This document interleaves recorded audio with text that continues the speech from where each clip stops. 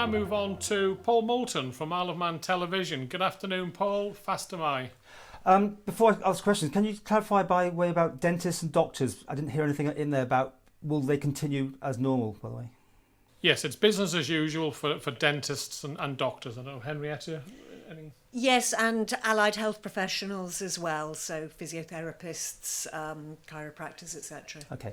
The first question, really, I think for David, actually, really, we were talking in our chat the other day about how these cases at the minute seem to have snuck through after the 2-week isolation, and then they were still active. So I think a lot of people are questioning, it seems strange you're not going for 3 weeks to be going from the gold standard maybe to the platinum standard, because until we know about this new variant, which you said yourself, no one is actually quite sure what's going on here. Up to now, 2 weeks was fine, but you're going to keep it at 2 weeks.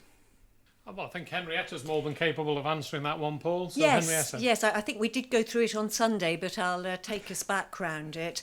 The incubation period is still, as far as we know, 1 to 14 days with a median of 5 days. So 14 days should be an appropriate time after which you can release certainly returned travellers from quarantine, self-isolation. There are a number of circumstances where that might not work.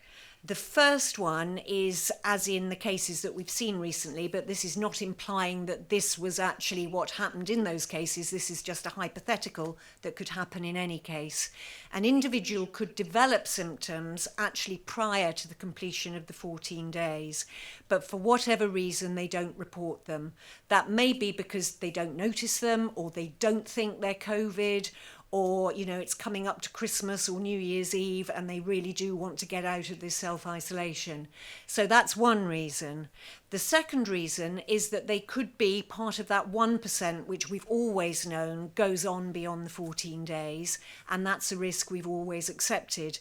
As we've said before, the problem with working on a percentage risk is that when you only have low numbers of the thing you want to avoid, then you're not going to see it very often if it's only 1%. But when you have a position like we now have across in the UK, where the numbers are so high, even 1% is quite a lot and quite a big risk for us here. So that's another reason. And the third one, and this is important for household isolation and the changes that we've made to that, requiring people to come and isolate away from other household members, is that actually when you come back from across or wherever else you've been, it would be possible that if you were tested, you would test negative on day one. You then go on to develop COVID, but you remain asymptomatic. Although you try not to, you do have some interaction with other household members, or maybe somebody who's dropping supplies off for you or whatever inadvertently has a bit of contact with you. You don't know that that's happened, or you don't realise it's happened, and you don't develop symptoms.